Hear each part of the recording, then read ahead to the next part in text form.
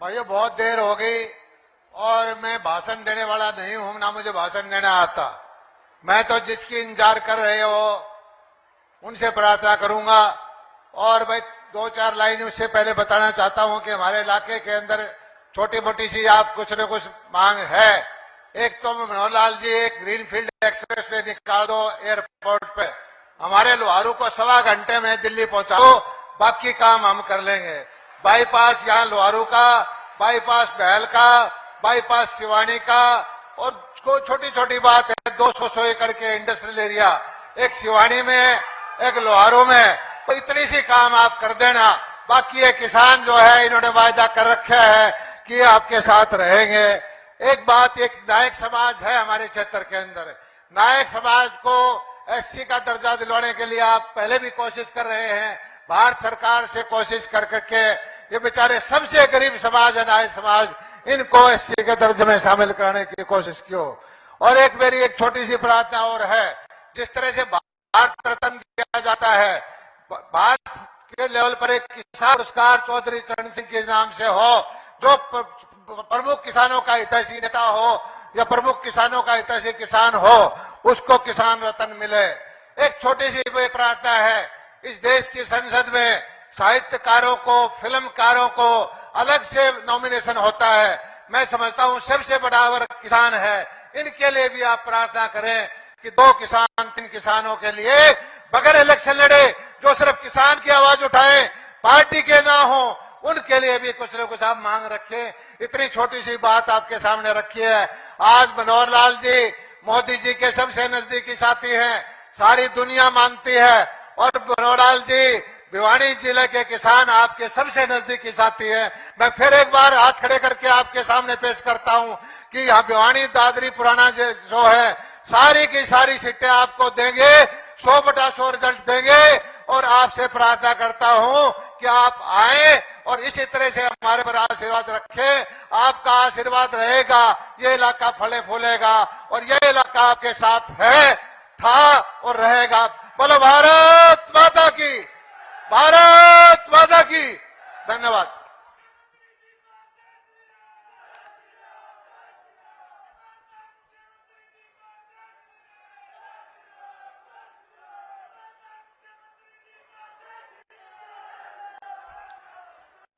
भाइयों देखो, सुबह से आप बैठे हैं, भाषण सुन रहे हैं, जयकारे बोल रहे हैं, लेकिन थोड़ा सा आनंद और लेना है तो फिर थोड़ा एक मुकाबला भी मैं कराऊंगा।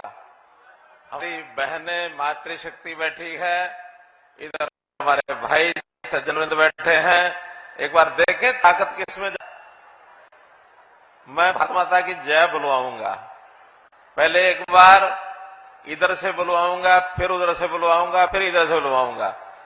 पहले हमारी बहनें माताएं जरा एक बार देखते हैं जोर से कैसे ये बोलती हैं। भाई लोग जरा चुप रहेंगे, देखते हैं आवाज किसकी ज्यादा है। ठीक है, हो जाए मुकाबला। बोलो भारत माता की। अब जरा इधर बारी है, भारत माता की। फैसला हो नहीं रहा, एक बार फिर इधर से बुलवाते हैं। बोलो भारत माता के। अब मुझे लगता है इधर ज्यादा आवाज है, कर दो फैसला।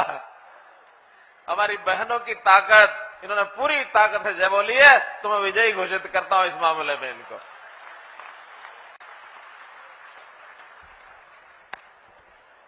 आज किसानों के मसीहा चौधरी चरण सिंह जी का आज जयंती का दिन,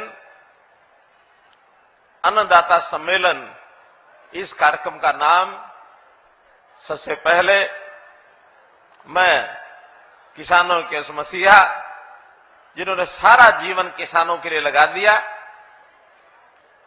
हमेशा हमेशा अमर रहें, उनको अपनी हरियाणा सरकार की ओर से मैं खुद भी चरणों में श्रद्धांजलि अर्पण करता हूं, उनका सम्मान पूर्वक अभिनंदन करता हूं। मंच पर विराजमान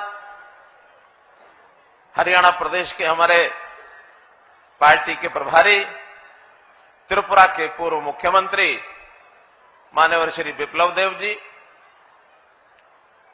हमारे पार्टी के युवा अध्यक्ष, कुरुक्षेत्र से सांसद, बहुत ही जमीन से जुड़े हुए, कितने ही दायित्व आपको परिचय में इनके बताए गए हैं, ऐसे हमारे भाई नायब सिंह सैनी जी,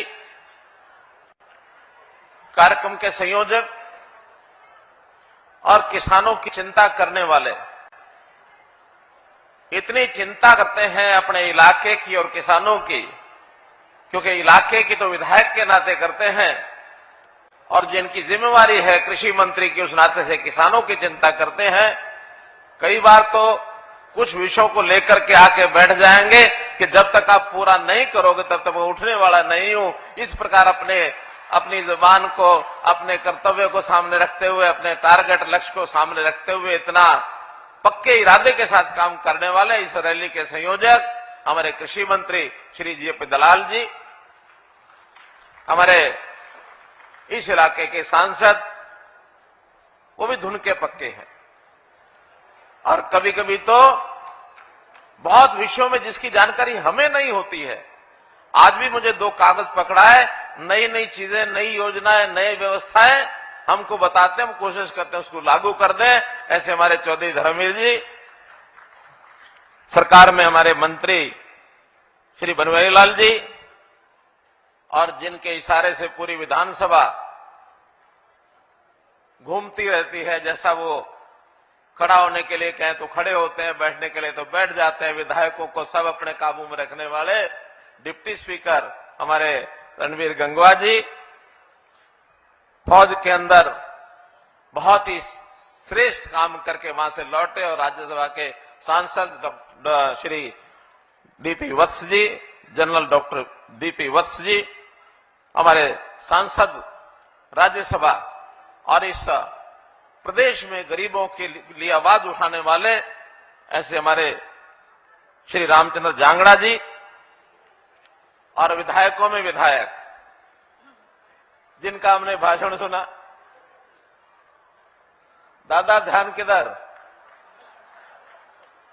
पंडित राम कुमार गौतम जी, अन्य हमारे विधायक यहां सब उपस्थित हैं, जिले से भी श्री घनश्याम सराफ जी, श्री सौमीर सांगवान जी, श्री विशंबर वाल्मीकि जी, श्री घनश्याम सराफ जी हो गया, श्री पूर्व विधायक किसान मोर्चा के अध्यक्ष श्री सुखेंद्र मांडी जी, और हमारे पूर्व प्रदेश अध्यक्ष, वर्तमान में सार्वजनिक ब्यूरो के हमारे चेयरमैन और हरियाणा किसान आयोग के भी आप तो अभी चेयरमैन बने हैं, श्री सुभाष बराड़ा जी, बहन सुनीता दांगी, भाई शंकर धुप्पड़ जी, जितने नाम बोल दिए वो सब जी, जो नहीं बोले इधर उधर सब बैठे हुए सब जी। ये गांव सिंघानी गांव, ये इलाका, इस इलाके के अंदर बहुत मेरा, जब मैं संघ के काम में घूमता था, बहुत ही आना जाना घूमना होता था, चाहे पहाड़ी गांव हो, गिगड़ाऊ गांव हो, बरालू हो, झांझड़ी हो, कुडल हो, आसपास के सब गांव। और वो समय था जब हम कहीं शाम को पहुंच गए और मानो उस गांव में रात को रुके, जिस रास्ते से मोटरसाइकिल लेके मैं जाता था, अगले दिन पता होता था कि वो पूरा उस सड़क के ऊपर रेत का पहाड़ उड़ के आ गया सड़क के ऊपर, अब रास्ता नहीं है, बंद हो गया है। ये उस समय की बात है, सन 82-84 की बात। रेत उड़ के पहाड़ का पहाड़ आ जाता था रास्ते में। लेकिन आज चूंकि इस किसानी की, इस खेती की जो प्रगति हुई है और पानी की व्यवस्था यहां हुई है, चाहे वो आखिरी टेल तक पानी पहुंचाने की बात है, चाहे वो फुहारा सिंचाई से, टपका सिंचाई से, और खेती के इस बढ़ते हुए पगों में आज वो रेत भी नहीं हमें दिखता। आज जमीन उपजाऊ हो गई है, सोना उगलती है ही अपनी जमीन। तो इसलिए आप सब लोग बहुत बधाई के पात्र हैं। ऐसे उपस्थित सभी हमारे बुजुर्गों, नौजवान साथियों, माताओं बहनों, पत्रकार छायाकार मित्रों, इतनी बड़ी रैली, यानी देखा जाए तो आज एक रैली यहां है और एक रैली के इतने लोग सड़कों पर अभी भी हैं, अभी भी उस एक रैली के और लोग हैं। इतना बड़ा एक कार्यक्रम किया जेपी दलाल जी, आपके आपके सब कार्यकर्ताओं का मैं अभिनंदन करता हूं, सबको बधाई देता हूं। बहुत बहुत धन्यवाद। भाइयों बहनों, जैसा बताया कि आज चौधरी चरण सिंह जी किसानों के मसीहा, हर समय किसानों के लिए सोचते थे। और वो जैसा रामकुमार गौतम जी बता रहे थे कि वो कांग्रेस में गए, लेकिन किसानों को कांग्रेस ने हमेशा कमजोर करके रखा, इनको कभी आगे बढ़ने नहीं दिया। चौधरी चरण सिंह जी आखिर देश की आजादी 1947 के बाद 20 साल लगातार कांग्रेस की सरकार रही। 1967 में उन्होंने कांग्रेस को छोड़ दिया और नई पार्टी जाके बनाई केवल किसानों के लिए। वो वकील भी थे, किसान भी थे, हमेशा सोचते थे। उन्होंने एक बार ये कहा 1971 में कि किसान सेंसस, एग्रीकल्चर सेंसस ये कराया जाए और जो उसमें छोटा किसान है, सीमांत किसान है, सारी योजना उसके हिसाब से बननी चाहिए। उस समय एक आंकड़ा आया था कि हमारे जो छोटे किसान हैं, पूरे सब किसानों का 51% ऐसे हैं जो 1 हेक्टेयर, 1.5 हेक्टेयर यानी 3, 3.5 एकड़ तक ही उनकी जमीनें थी। आगे बाद में जमीनें बढ़ती चली गई और आज स्थिति यह है कि वो 51% से बढ़ करके छोटे किसान की संख्या 80% से पार हो गई है। भाइयों बहनों, तो मित्रों, ये बहुत बड़ी एक ऐसी ज्वलंत एक समस्या, एक बात है कि किसान आय बढ़ेगी तो कैसे बढ़ेगी।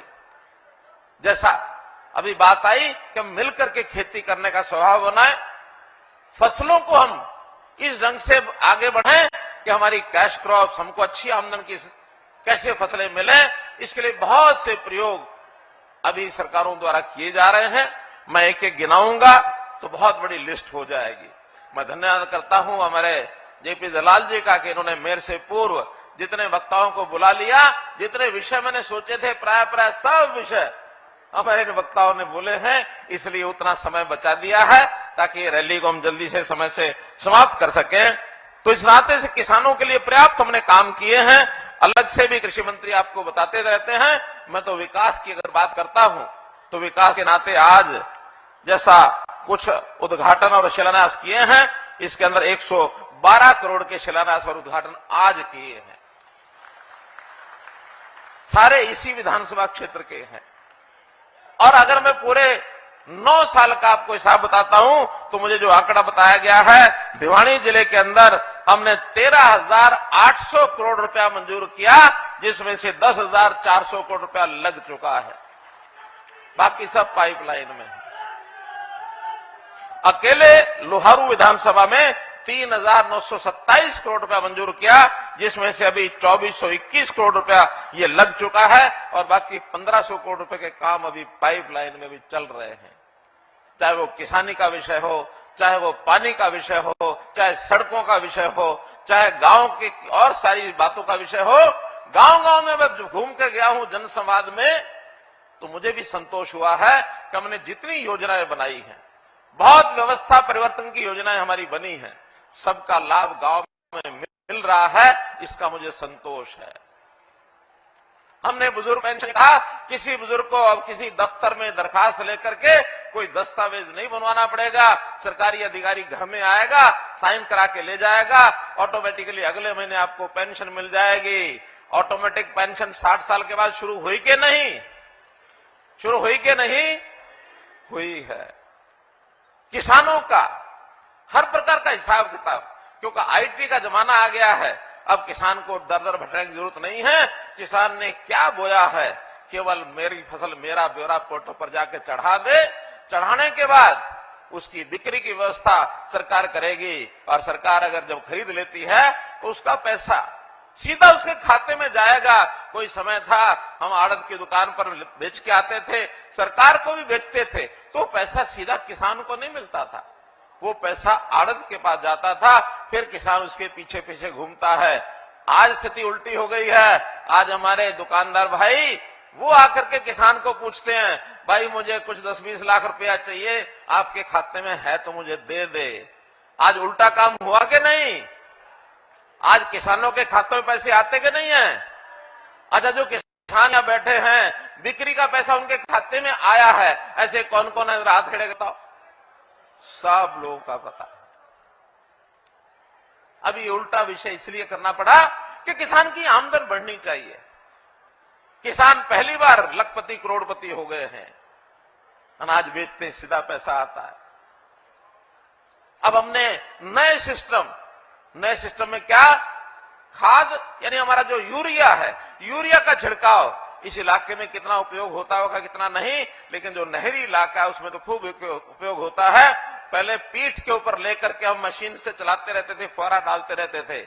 आज हमारे जेपी दलाल जी ने यत्न करके ये कहा कि ड्रोन उड़ाओ और ड्रोन से और हम जो नैनो यूरिया वहां छिड़केंगे, ये छिड़कने का काम बहुत ज्यादा तो नहीं, लेकिन एक 15% किसान करने लग गए हैं इसको। 15% किसान अब किसी को पीठ के ऊपर अपना डब्बा रख करके और वो पंप नहीं मारने पड़ते। अब तो एक ड्रोन के अंदर दवाई डाल देते हैं और हाथ में कंट्रोल रख करके और ड्रोन चलाया जाता है। और प्रधानमंत्री जी ने कहा कि ये काम तो खेतों में जो हमारी बहनें काम करने लिए जाती है ना, आसानी से उनको थोड़ा सिखा दोगे तो आज तो बच्चे भी उसका कंट्रोल हाथ में रख करके बटन और ड्रोन को चला लेती हैं, हमारी बहनें भी चलाएगी। तो उसका नाम भी क्या, ड्रोन दीदी। उस ड्रोन का नाम ही रखा ड्रोन दीदी, नमो ड्रोन दीदी तुम्हारी बहन, हाँ, जिसको छोटा हेलीकॉप्टर कहे हैं। अब ये आज के जमाने की चीजें हैं। तो मित्रों, कई ऐसे विषय हैं जिसकी आज मैं चिंता इसलिए नहीं कर रहा, ना आपको ज्यादा समय ले रहा। मैं तो इतना ही बताना चाहूंगा कि पिछले 5-7 दिन में थोड़ा हरियाणा का एक वातावरण अलग प्रकार का है। जिस चीज के पीछे लगते लगी जाते हैं। अब पिछले 7 दिन से गीता जयंती के कार्यक्रम कुरुक्षेत्र में हुए, संत समाज सारा इकट्ठा हुआ, लोग भी 30 लाख से ज्यादा लोग वहां आए। लगातार मैं वहां रहा और संयोग से कल मेरा जाना हरिद्वार हो गया, तो मैं संतों के सानिध्य में कुछ 5-7 दिन लगे। आज मैं जब यहां आया हूं, ऐसे सारे संत हैं, ये किसान संत से कम नहीं है। देश के लोगों का अन्न पैदा करके उनकी सेवा करना, उनका पेट भरना, ये हमारा किसान करता है। ये त्याग की मूर्ति है, ये संत ही कर सकता है। और वैसे एक बात और, पता नहीं आपको पता है कि नहीं है, चौधरी चरण सिंह जी, जो संत कबीर हमने सबने नाम सुना है, सब जयंती मनाते हैं, संत कबीर के अनुयायी थे। और संत कबीर के अनुयायी से बहुत प्रभावित होने के नाते से उनकी बड़ी मान्यता थी कि जिस प्रकार के समभाव से संत कबीर काम करते थे, उसी समभाव से चौधरी चरण सिंह जी करते थे, उसी समभाव से हमारा किसान बंधु सब करते हैं। मैं एक बार संत कबीर जी की जयंती में चला गया, तो वहां एक दोहा उनके पढ़ के उनका सुनाया गया मुझे। कबीरा खड़ा बाजार में, सबकी मांगे खैर, ना काऊ से दोस्ती, ना काऊ से खैर। मुझे बड़ा अच्छा लगा और मैं बड़ा प्रभावित हुआ। मैंने कहा यही काम तो हमने करना है सबने मिलके। और उसी दिन मैंने तय किया कि मेरा जो आवास चंडीगढ़ में होगा, उसका नाम भी आज से संत कबीर कुटीर रहेगा। उसी दिन बोर्ड लगवा दिया जाके। तो बहनों भाइयों, हम इस प्रदेश की सेवा हर व्यक्ति के करना चाहते हैं। कुछ लोग मुझे थोड़ा सा ताना मारते हैं कि इसका तो घर ही नहीं है, इसका तो परिवार ही नहीं है। मैं उस समय थोड़ा सा विचलित नहीं होता हूं, मैं थोड़ा विचार करता हूं, तब लोगों को बताता हूं कि भाई मेरा परिवार तुम्हारे परिवार से बड़ा है। मेरा ये हरियाणा प्रदेश, इस हरियाणा प्रदेश का 2,80,00,000 लोग, ये मेरे परिवार के सदस्य हैं, इनकी सेवा करना मेरा काम है। तो इन सेवा करने के लिए बहुत योजनाएं चलाई हमने। उन योजनाओं की बजाय मैं तो इतना कहूंगा कि हमारे किसान बंधुओं, जागरूक होकर के आगे बढ़ना सीखो। सुभाष बराड़ जी ने कहा कि हमको अपना दुश्मन पहचानना चाहिए। अब उस नाते से कुछ लोग ऐसे हैं जो इस किसानों के साथ, किसानों के हक की राजनीति चौधरी चरण सिंह जी ने की, किसानों के हक की राजनीति हमको करनी चाहिए, लेकिन किसानों के साथ राजनीति नहीं करनी चाहिए। कुछ लोग किसानों के इश्यूज को लेकर के अपनी अपनी राजनीति करते हैं, किसानों के साथ राजनीति करते हैं। ऐसे लोगों से सावधान रहना चाहिए। और ये जो हर जगह जाकर के किसानों का नाम लेंगे और कुछ ना कुछ उल्टी सीधी बात करते हुए कहीं धरना देंगे और कहीं प्रदर्शन कराएंगे, कहीं रास्ते रोकेंगे, इन चीजों से हमको सावधान रहना है। आखिर किसान का लाभ कौन करता है, किसान की आय कौन बढ़ा रहा है? नरेंद्र मोदी जी ने ऐसे बातों को दिए कि किसान की आय डबल करनी है। और उसमें भी जो गरीब किसान है, उस गरीब किसान के नाते हम हर किसी का सहयोग करते हैं। किसान का बेटा ये कैसे उद्योग में चला जाए, कैसे ये हमारे छोटे छोटे काम हैं उनको आगे बढ़ाते हुए किस प्रकार से टमाटर का और जो रेसिपी है बनाना ही सीख ले, किस प्रकार से अचार बनाना है सीख ले, ताकि मार्केट में जाकर के बेचना शुरू करे। छोटा किसान केवल खेती पर नहीं निर्भर रह सकता, वो अपनी और कमाई को करना शुरू करेगा तो निश्चित रूप से वो आगे बढ़ेगा। तो हम लोग मिलकर के और उन लोगों को भी जवाब देना है जो किसानों के नाम से राजनीति करते हैं। अंत में मैं इतनी बात आपको कहकर के अपनी बात को समाप्त करूंगा कि जेपी दलाल जी ने कुछ विषय हमारे सामने रखे हैं कि इस इलाके में कुछ और डिमांड्स हैं या कुछ किसानों को मान सम्मान बढ़ाने के लिए कुछ बातें इन्होंने रखी हैं। मैं विश्वास दिलाता हूं हम अधिकारियों से सबकी फिजिबिलिटी लेंगे और फिजिबिलिटी लेकर के जो जो चीजें संभव है सब चीजें करेंगे, कोई कमी नहीं छोड़ेंगे।